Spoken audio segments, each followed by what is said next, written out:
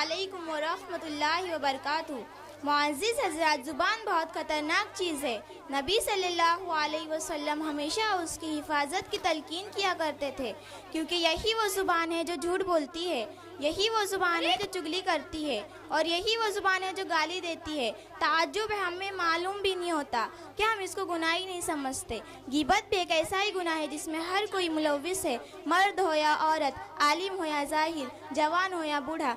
इसलिए आप हज़रत के सामने गीबत पर एक ड्रामा पेश करने जा रहे हैं। इस ड्रामे के किरदार है दाइया, रुकैया, सास मेहरुनबी, सास की पड़ोसन सहेली, बदरुनिसा, बहू सुमैया, बहू की पड़ोसन सहेली नजमा। आप सब लोगों से गुजारिश है कि आप इस ड्रामे को गौर से देखें और इस गुनाह से बचने की कोशिश करें, इंशाअल्लाह।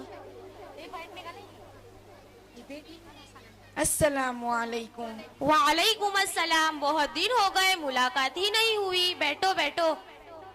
ये बहन कौन है? मेरी मेहमान बहन है, मुंबई से आई है और दीन के बारे में बहुत अच्छी मालूमात रखती है। अरे मैंने तो बातों बातों में खैरियत ही पूछना भूल गई। खैरियत से है? कहाँ की खैरियत, जी रही हूँ जैसे तैसे, वक्त पूरा करके दुनिया से जाना है। अरे आपा जान, अल्लाह ने आपको क्या कम किया है? शादो आबाद कर दिया है और बेटे की भी अच्छी नौकरी है और चांद जैसी खिदमत गुजार बहू है, और क्या चाहिए? खामोश रहो, मेरा मुंह ना खुलवाओ। कैसा बेटा और कैसी बहू, इनको तो बूढ़े लोगों की जरूरत का एहसास ही नहीं है। क्या किस हाल में है, तबीयत कैसी है, क्या खा रहे, किसी को फिक्र नहीं। बस हमको अपने लिए वो समझते हैं और सोचते हैं कैसे जल्द से जल्द छुटकारा मिलना। और बहू रानी का तो पूछो ना को, नवाबजादी की सुबह 9 बजे होती, ना घर की सफाई, ना नाश्ता, ना चाय। ये सारी बातें घर के बड़ों के सिखाने से आती है। लगता है इसको कुछ भी सिखाया नहीं गया। और क्या बताऊं बहन, जब अपने मायके का कोई आ जाता तो उनके देखभाव में बिछी जाती। जब हमारा कोई आ जाता तो कुछ भी परवाह नहीं, ना देने के लिए हाथ बढ़ते, ना बनाने के लिए पैरा। नाटक शुरू हो जाता, कभी सर में दर्द, कभी पेट में दर्द, कभी वहाँ दर्द, कभी यहाँ दर्द। ये ठीक नहीं है। और खाने का हाल तो पूछो ना को, चाय बनाएंगी जैसे काली अम्मास की रात, और दाल बनाएंगी जैसे तला हुआ गदला पानी, और चावल बनाएंगी जैसे खाए पेट में दर्द हो जाए। और हर 2 दिन के बाद मायके का याद आ जाता और माँ के पल्लों से जाके बन जाती और आने का नाम ही नहीं लेती। अरे आपा जान, आपकी बहू इतने सारे कांड करती, आप कुछ बोलती क्यों नहीं? देख बहन, मैं बोलते बोलते तंग आ चुकी हूँ। अब कुछ बोले तो हमारे शहजादे के पेशानी के बल पड़ने लगते, तो इसलिए खून के घुट पी के खामोश रहना पड़ता। अरे बदरून, मैं तो तूने चाय पिलाना ही भूल गई। चलो सिट आउट में बैठकर चाय पीते हैं।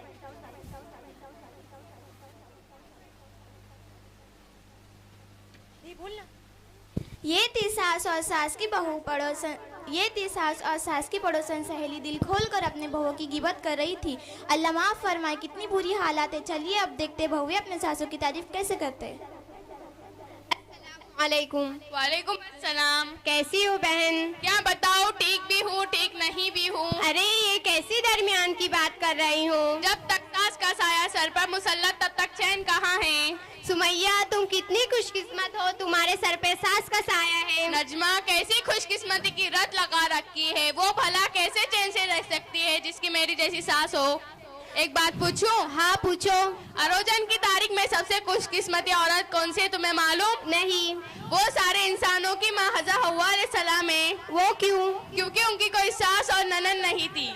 तुम अपनी सास से इतनी परेशान क्यों हो? वो सास नहीं, परेशानियों का घर है घर। जब देखो नाक चढ़ाए मुसल्लत रहती है। मैं खाऊं तो परेशानी, मैं उठूं तो परेशानी, मैं बैठूं तो परेशानी, मैं सोऊं तो परेशानी, मैं कुछ बोलूं तो गुस्ताखी, मैं कुछ ना बोलूं तो मगरूर। अब तुम ही बताओ मैं उसको और क्या नाम दे सकती हूँ। मेरा बस चले, तुम अपना सुनाओ।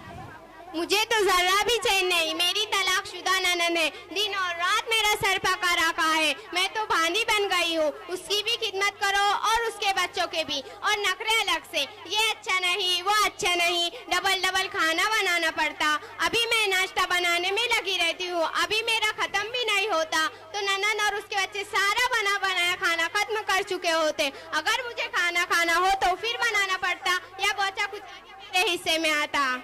मेरा छोड़ो तो सब छोड़ो। सुमैया, ये बहन कौन है? मैं तो पूछना ही भूल गई। ये रुकैया आंटी है, मुंबई से आई है। दिन के बारे में अच्छी मालूमात रखती है, पढ़ी लिखी बहन है। अरे रुकैया, अभी तुम इन दोनों के साथ ही बैठी हो? ये सासू माँ बैठी है। करना आंटी, हमने ध्यान ही नहीं दिया। बैठो ना, बैठो। सुबह से घर में हुई एक बात देख रही हूँ, हमारी जुबानों पे दूसरों के शिकवे शिकायत बहुत ज्यादा हो गई है और जुबान की गुनाह तो हम कसरत से करते रहते हैं। अल्लाह ही हमें माफ़ फरमाए। हम औरतों की तो बहुत बुरी आदत हो गई है, जहाँ दो चार जमा हो गई, दूसरों की चुगली, दूसरों की तस्कीरात हमारी तबीयत का हिस्सा बन चुकी है। महज वक्त गुजारने के लिए हम गीबत करना शुरू कर देते हैं। इसके पीछे नुकसान का जरा भी अंदाज़ा नहीं लगाते। सुबह से मेहरून भी आपा और उनकी पड़ोसन की बातों पर मैंने गौर किया, अब तुम्हारी बातों पर भी मैं गौर कर रही थी। ये सारी गुफ्तगू गीबत है। गिबत क्यों होंगी? हम तो जो कह रहे हैं हकीकत ही कह रहे हैं, कुछ गलत तो नहीं कहा ना। अरे मेरी बहनों सुनो तो सही, गीबत कहते हैं उसकी जिसकी तुम गीबत कर रही हो, उसके पीठ पीछे बुराई बयान करना। तुम ऐसे कह रही हो जो उसमें नहीं हो तो वो बहतान है। दोनों सूरतों में गुनाह लाजिम है। गीबत और बहतान बहुत ही बड़े गुनाह है। गीबत के बारे में कुरान मजीद में फरमाया है, आऊज़ु बिल्लाहि मिनश शैतानिर रजीम, बिस्मिल्लाहिर रहमानिर रहीम, वला यग़तब बअज़ुकुम बअज़ा, युहिब्बु अहदुकुम अन याकुल लहमा फी फ़क्रिहितुम वत्तकुल्लाह। क्या तुम में से अपने मुर्दार भाई का गोश्त खाना पसंद है? क्या तुमको इससे घिन नहीं आएंगी? अल्लाह से डरो। रसूल सल्लल्लाहु अलैहि वसल्लम ने फरमाया, लोगों को नाक के बल या जुबान के बल गिराया जाएगा। ये गुनाह देखने में तो मामूली नजर आता है, मगर इसमें लज्जत बहुत है। खुदा ना करे किसी को इसकी रट लग गई तो उसकी आखिरत की बर्बादी होने में कोई शक नहीं। हमारी आखिरत क्यों बर्बाद होंगी? क्योंकि हम किसी के पीठ पीछे बुराई बयान करेंगे तो कियामत के दिन हमारी नेकियां उसको दी जाएंगी जिसकी हमने गीबत की थी। हमारे नाम में हम हो जाएगा। फिर भी अगर उसका हक बाकी रहा तो उसके गुनाह हम पे लाद दिए जाएंगे। रुकैया आंटी, अल्लाह आपको जज़ाए खैर दे। आपने तो हमारे आंखों पर लगी पट्टी ही खोल दी। हमें भी मालूम नहीं था कि ये भी एक गुनाह है। आइंदा हम वादा करते हैं, आइंदा हम किसी की भी पीठ पीछे बुराइयां नहीं करेंगे। मुझे एहसास हुआ। अरे मेरी प्यारी बहन, मुझको तुम्हारी गुफ्तगू सुनकर एहसास हुआ कि मैं इतनी बड़ी गलती में मुब्तला थी और इतने बड़े गुनाह को जुबान का झटकारा ले रही थी और उसको मैं टाइम पास का जरिया समझती थी। मैं वादा करती हूँ मैं किसी के पीठ पीछे गीबत नहीं करूंगी और जुबान के सारे गुनाह छोड़ दूंगी। सासू माँ, मुझे माफ कर दीजिए, मैंने आपके पीठ पीछे बहुत से बुराइयां की है। हाँ बेटा, मुझे भी माफ कर दो, मैंने भी तुम्हारे पीठ पीछे बहुत बुराइयां की है। आंटी, मुझे माफ कर दीजिए, मैंने आपके पीठ पीछे बहुत से बुराइयां की है। हाँ बेटा, मुझे भी माफ़ कर देना, मैंने भी आपके पीठ पीछे बहुत सी बुराई की है। अस्सलामु अलैकुम व रहमतुल्लाहि व बरकातुहू। माशाअल्लाह माशाअल्लाह।